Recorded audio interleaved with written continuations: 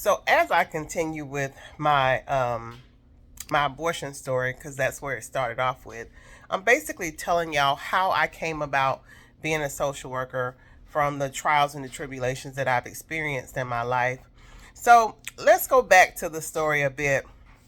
So my water broke. I was at school and the teacher was crying. I'm like, and why are you crying?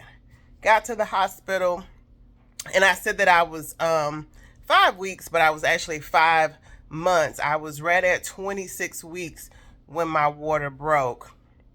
And so I was in the hospital for 2 weeks. And then all of a sudden, October 22nd, I'm watching The Bodyguard and I started hurting. My belly started hurting. Lord have mercy. What what what in the world is this I'm feeling? Call the nurse. She came down and she's like, "What's going on?" I said, "My stomach is hurting." And she was like, "Well, what did you eat?" I said, "Nothing." And so she examined me and she's like, "Oh, you're having contractions. We've got to stop these contractions." Well, the entire time that I was there, I was getting steroid shots um, to grow the baby's lungs quicker because they were not quite developed yet. So I was getting steroid shots so the baby's lungs could be developed quicker. And so she was like, "You have got to drink." And so I didn't sleep all night. They were just forcing liquids, trying to stop me from having this baby too early at 28 weeks at this point.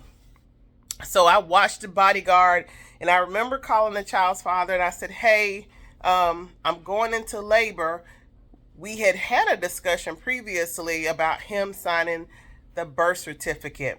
That was so important to me because in my mind, if the man didn't sign the birth certificate, the child would be a bastard.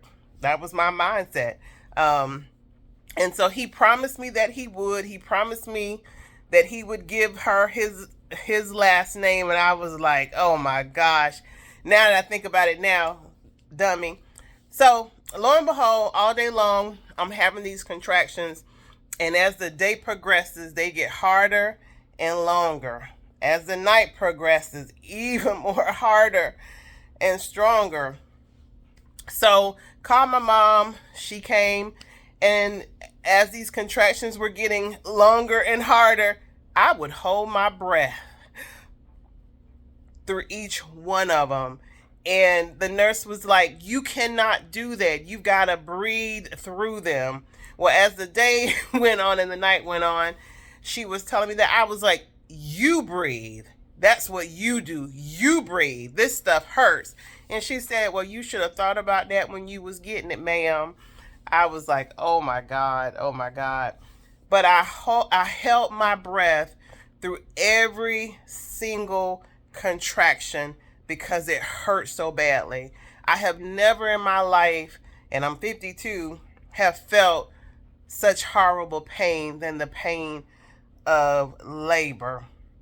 So I'm watching The Bodyguard, and as the movie kind of continues, I go into full blown labor at 28 weeks. I was so afraid. They had already told me the baby's lungs probably was not developed enough. She would be severely premature, and they just didn't know. They just didn't know if she would make it.